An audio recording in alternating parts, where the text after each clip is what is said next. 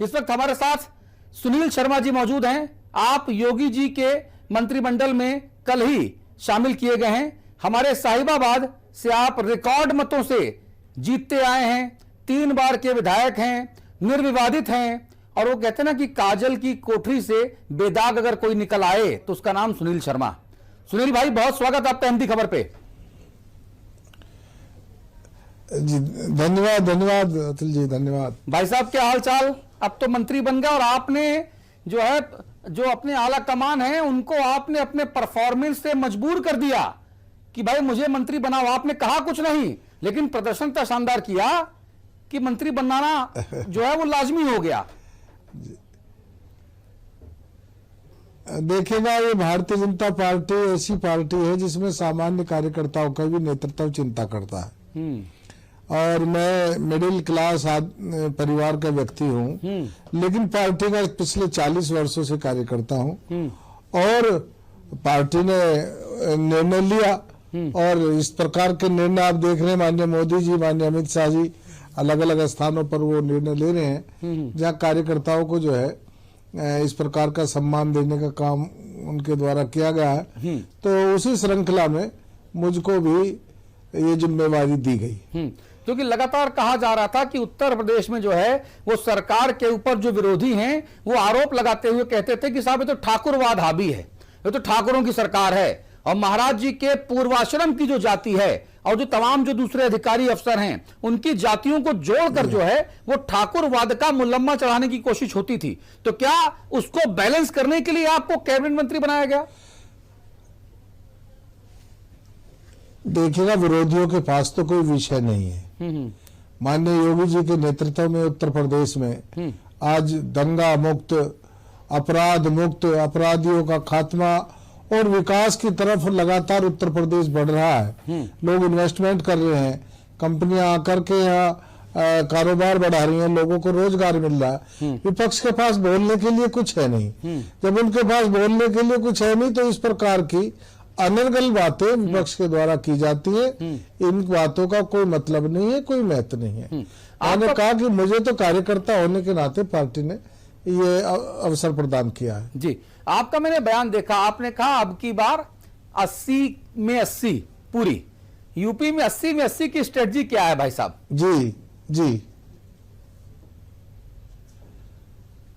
आज यूपी ही नहीं, पूरा मैं कह सकता हूं कि देश में लोग मोदी जी की तरफ देख रहे हैं। मोदी जी के कार्यकाल में एक छोटे से छोटे व्यक्ति से लेकर के हर स्तर पर जितना काम हुआ है, जनता को की जो मांग है, दिल की इच्छा है, वो पुनः मोदी जी को तीसरी बार प्रधानमंत्री बनाने की है।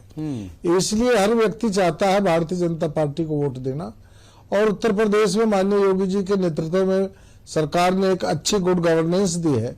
इसलिए प्रदेश में लोग जातिवाद से ऊपर उठ करके और दूसरी बातों से ऊपर उठ करके देश के और समाज के विकास के लिए वोट कर रहे हैं इस बार।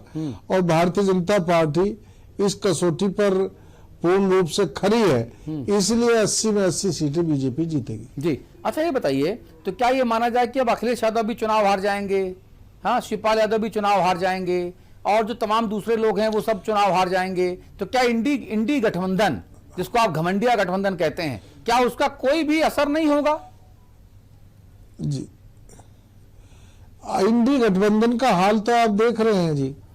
कहने के लिए गठबंधन है और उसमें गांठ काट के अलावा बंधन कहीं है नहीं। सभी अपना राग अलाप रहे हैं और वो अस्तित्वहीन गठबंधन है ये, और इसका कोई महत्व नहीं है। समाजवादी पार्टी एक भी सीट नहीं जीतेगी उत्तर प्रदेश में। केशव मौर्य कहते हैं कि सपा साफ, वो समाजवादी पार्टी को कहते हैं समाप्तवादी पार्टी। तो यही आप भी कह रहे हैं क्या? जी हाँ, समाप्त हो चुकी पार्टी है। अच्छा। अखिलेश जी के नेतृत्व में समाजवादी पार्टी लगातार पतन की ओर है, लगातार पतन की ओर है, और 2024 में वह समाप्त हो जाएगी। और कांग्रेस के बारे में भी कुछ ना कहेंगे तो इंटरव्यू अधूरा रहेगा भाई साहब? अब कांग्रेस तो आप हाल देख ही रहे हैं, बड़ी मुश्किल से एक एमएलए उनके जीत पाए हैं। तो जब वो कम से कम लोकसभा जीतने के लिए 5 विधायक एक क्षेत्र से जीते, तो वो कहीं कुछ नहीं है बिल्कुल। इसलिए सोनिया जी छोड़ करके राज्यसभा में चली गई।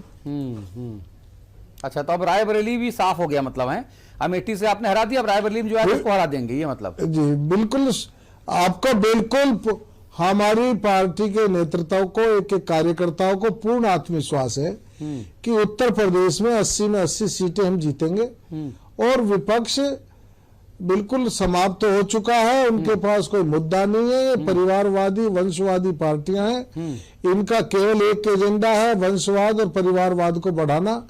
इनका किसी दूसरी से कोई सरोकार नहीं है, केवल परिवार के लिए काम करते हैं। अच्छा, तो आप लोगों का और मुद्दा क्या उनके होगा? लिए राम उनकी मंदिर आपने बना पार्टी जो दिया, है, तो आप लोगों का मुद्दा क्या होगा? आप लोग कैसे जीतेंगे? जनता को क्या बताएंगे?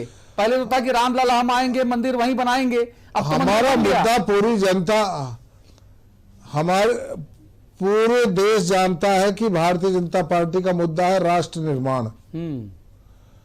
जो भारतवर्ष है, ये भारत माता है, इसको वैभव पर ले जाना है। अभी हम तीसरे स्तर, विश्व में तीसरे नंबर की अर्थव्यवस्था बनने जा रहे हैं और इस हिंदुस्तान सुपर पावर हो, हमारा एक ही एजेंडा है। देखिए, हमने भी बचपन में सुना है, पढ़ा है, बोला है, जोर से चिल्लाते थे, नमस्ते सदा वत्सले मातृभूमि। हम भी बोलते थे, ऐसा नहीं है, जय श्री राम हम भी नारे लगाते थे। लेकिन सवाल बड़ा ये है कि जब हम यहाँ सवाल पूछते हैं तो हमको नजर आता है कि लोग कहते हैं कि साहब बेरोजगारी बढ़ रही है, लोग कहते हैं साहब महंगाई बढ़ रही है, लोग कह रहे हैं साहब भ्रष्टाचार तो है लेकिन उसको मीडिया को दबाव डाल के दिखाने नहीं दिया जाता है। लोग कहते हैं साहब जो काम पहले 500 में होता था आज 5000 में भी होने की गारंटी नहीं है, पैसा ऐंठ लिया जाता है। लोग कहते हैं साहब पर्चा लीक हो रहा है, लोग कह रहे हैं साहब अपराध लगातार बढ़ता जा रहा है। किस मुद्दे की आप बात करते हैं? कोई बोले तो कहते हो जय श्री राम, और जो कोई पूछे बताओ क्या किया काम, तो निकल ले वहां से। नहीं, जो बिल्कुल मैं, जो लोग ये कहते हैं कि जो काम पहले 500 में हो जाता था वो आज 5000 में भी नहीं हो रहा, वो ठीक कह रहे हैं। क्योंकि इस सरकार में 5 लाख में भी गलत काम नहीं होगा। पहले घूसखोरी करके लोग उल्टे सीधे काम कराते थे। ये योगी सरकार, ये मोदी सरकार में घूस दे करके कोई काम नहीं हो सकता, इसलिए वो लोग ऐसा कहते हैं। पहले बहुत सस्ता 500 रुपए दिए अपना भ्रष्टाचार, अब 0 टॉलरेंस है भ्रष्टाचार और अपराध के प्रति हमारी सरकार का, भारतीय जनता पार्टी सरकार का। जी मंत्री जी, मुझे एक चीज और बताइए कि आपका नाम जो है वो इंडिया बुक ऑफ रिकॉर्ड्स में भी दर्ज है और आप साहिबाबाद से लगातार लाख, मतलब पहले लाख, फिर बढ़ा 1.5 लाख, फिर 1.25 लाख, फिर 2 लाख, फिर 2.25 लाख, मतलब ये क्या है? मतलब आप आगे कहीं मामला रुकेगा आपका कि नहीं रुकेगा, ये बताइए पहले। ये देखिएगा, मेरी पार्टी के कार्यकर्ताओं की मेहनत का परिणाम है और क्षेत्र की जो जनता है उसके हमारे नेतृत्व में आस्था है। मैं तो एक निमित्त मात्र हूँ। हाँ, पार्टी का कार्यकर्ता हूँ, लंबे समय से काम कर रहा हूँ, इस नाते से कार्यकर्ताओं का प्रेम मेरे साथ विशेष रहता है और ज्यादा मेहनत हो करते। अरे हमने तो यहाँ तक सुना था कि इस बार जो है जनरल वीके सिंह साहब का टिकट कटेगा और आपको जो है वहां से लोकसभा लड़ाया जाएगा, लेकिन मंत्री बना के तो आपकी तो सब उम्मीदें ही खत्म कर दी है। जी देखेगा किसको टिकट मिलेगा किसको नहीं मिलेगा, ये तो हमारा हाईकमान तय करेगा।